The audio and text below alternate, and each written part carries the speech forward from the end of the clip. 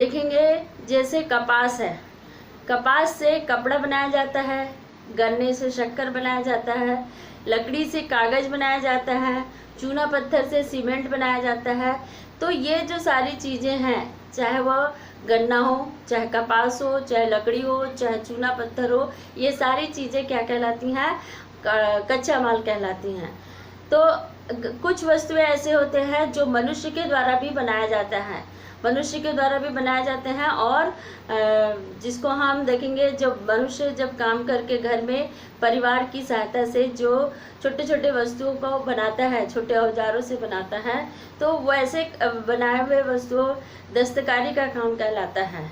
और जो बड़े मशीनों के माध्यम से वस्तुओं का निर्माण करते हैं, उसे हम क्या कहते हैं? उद्योग के द्वारा बनाए हुए वस्तु होता है। तो छोटे छोटे वस्तुओं में देखेंगे यहाँ पर कौन कौन सी वस्तुएं हैं। जैसे बीड़ी बनाना है, बीड़ी बनाना एक दस्तकारी का काम है, कुंभकार का काम है जो दस्तकारी का काम है। और टोकनी सूपा बनाना, टेबल कुर्सी बनाना और कढ़ाई बुनाई का काम करना, ये बहुत सारे ऐसे काम हैं जो व्यक्ति अपने घर पर ही रहकर उस काम को पूरा करता है। तो इसमें हम लोग आज पढ़ेंगे कुंभकार के बारे में। कुंभकार कौन है? कुंभकार जो मिट्टी के बर्तन को बनाता है उसको हम कुंभकार कहते हैं।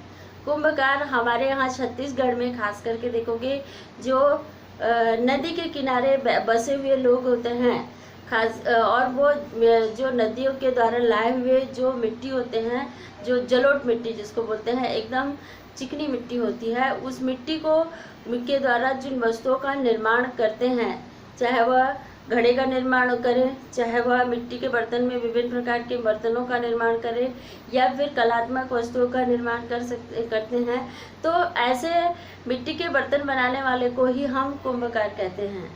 तो यहाँ पर देखेंगे कि कुंभकार किस प्रकार से मिट्टी के बर्तन को बनाता है ना। तो मिट्टी के बर्तन बनाने के लिए कुंभकार सुबह सुबह उठता है और नदी के किनारे जो लाया हुआ जलोढ़ मिट्टी है, नदी के द्वारा लाए हुए जलोढ़ मिट्टी है, नदी के किनारे जम जाता है। और जमने के कारण से वो मिट्टी क्या होते हैं? एकदम चिकनी और महीन मिट्टी होती हैं। उन मिट्टियों को कुम्हार सुबह सुबह जाता है और लेकर आता है। फिर उस मिट्टी को छानता है, सबसे पहले छान कर उसमें कंकड़ पत्थर जो रहते हैं उसको अलग करता है। अलग करके फिर उसको भिगोता है।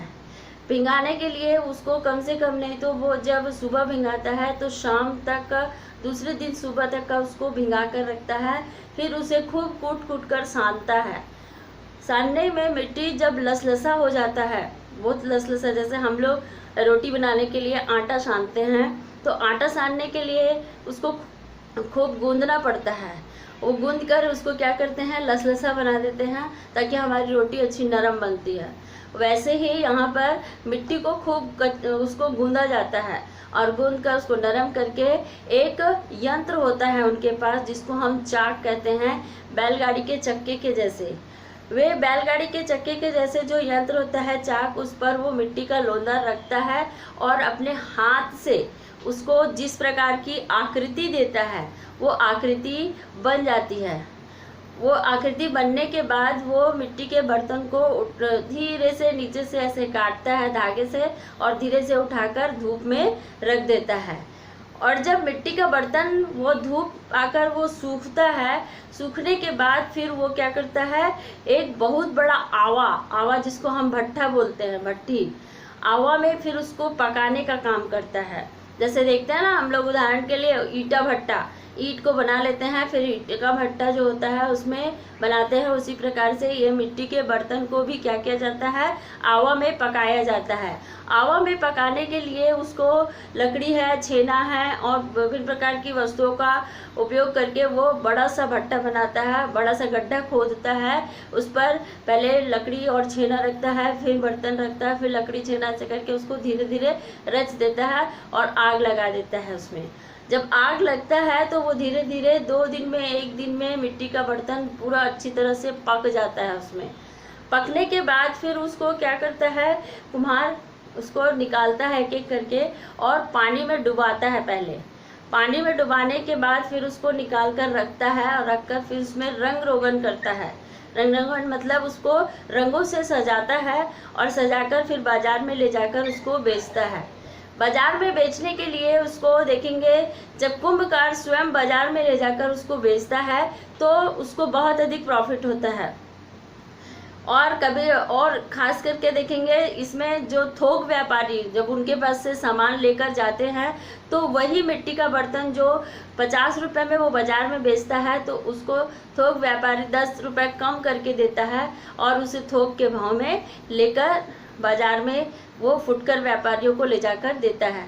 तो बच्चों यहाँ पर हम लोग का एक प्रश्न उठता ये है कि कुंभकार जब स्वयं बाजार में ले जाकर वस्तुओं को बेचता है तो तभी उसको अधिक से अधिक आमदनी होती है। अगर वो खुद दूसरे व्यापारियों को बेचेगा तो बीच में जो बिचौला है वो अपना लाभ देखता है और उसे कम दाम देकर कुंभकारों से बर्तनों को खरीदता है और अधिक दाम में वो छोटे व्यापारियों को बेचता है। तो यहाँ पर देखेंगे जो कुंभकार है उसका जो आर्थिक स्थिति होता है वो धीरे धीरे डगमगा जाता है ना, क्योंकि उसको मिट्टी लाना पड़ता है। तो आजकल ऐसी स्थिति आ गई है कि नदी के किनारे में प्रदूषण इतना अधिक है, प्रदूषण बढ़ने के कारण से चिकनी और जलोढ़ मिट्टी की कमी आ गई है। और ऐसी स्थिति में जो ठेकेदार होते हैं वो क्षेत्र को खरीद लेते हैं जहाँ पर जलोढ़ मिट्टी रहता है वहाँ पर। तो अभी के जो कुंभकार हैं, कुंभकार लोग क्या करते हैं, एक सुबह एक ट्रैक्टर के प्रति ट्रैक्टर के हिसाब से उनको पैसा देते हैं और वहाँ से मिट्टी खोद कर लेकर आते हैं और फिर लाकर उसे मिट्टी का बर्तन बनाते हैं। यहाँ पर इतनी सारी जो प्रक्रियाएं हैं, ये प्रक्रियाएं क्या है, मिट्टी के बर्तन बनाने की एक प्रक्रिया है। यहाँ पर एक सवाल ये उठता है कि कुम्हार चिकनी मिट्टी से ही बर्तन क्यों बनाता है, क्योंकि हम लोग देखते हैं ना, हम लोग कोई भी मिट्टी का बर्तन बना सकते हैं लेकिन नहीं बनता हमसे। वो कुम्हार है जो चिकनी मिट्टी से ही बर्तन क्यों बनाता है, ये इसका प्रमुख कारण ये है कि चिकनी मिट्टी से बर्तन बनाने का एक प्रमुख कारण ये है कि कुम्हार जिस प्रकार से उसको आकृति देता है वो आसानी से दे सकता है और जब उसको भट्टे में पकाकर फिर उसको रंग रोगन करता है तो वो कलर उसमें उभर कर आता है।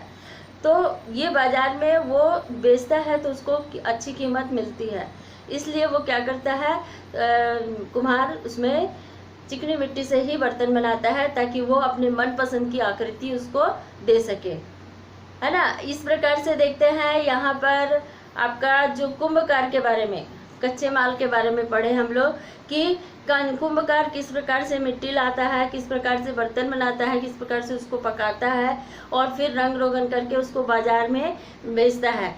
ये भी काम एक दस्तकारी का काम है। दस्तकारी मतलब यहाँ पर दस्तकारी काम बोलने से यहाँ पर में कोई भी बड़ी मशीन की आवश्यकता नहीं पड़ती हमको, ना ही बहुत सारे श्रमिकों की आवश्यकता पड़ती है। दस्तकारी लोग खास करके अपने ही परिवार के पूरे सदस्य मिलकर उस कार्य को पूरा कर लेते हैं और इसमें छोटे छोटे औजारों से ही वह इस काम को पूरा कर देते हैं और विभिन्न प्रकार की वस्तुओं का निर्माण करते हैं। अगले वाले भाग में हम लोग कोसा उद्योग के बारे में पढ़ेंगे कि कोसा फल कहाँ से प्राप्त होता है और कोसा क्या चीज़ है, कोसा से किस प्रकार से कपड़े बनाए जाते हैं, है ना। तो ये वाला भाग आपका एक था जो उद्योग एक परिचय, जिसमें आपने भाग 1 पढ़ा जिसमें मिट्टी के बर्तन किस प्रकार से बनाए जाते हैं। बच्चों इस पाठ को आप अच्छे से पढ़ेंगे और इसके बीच बीच का जो छोटे छोटे प्रश्न हैं, आपको अगर ऐसा लगता है कि ये पॉइंट महत्वपूर्ण है तो आप उसको अंडरलाइन कर लेंगे और उसका प्रश्न बनाकर अपनी कॉपी में आप लिखकर याद करोगे। ठीक है, थैंक यू।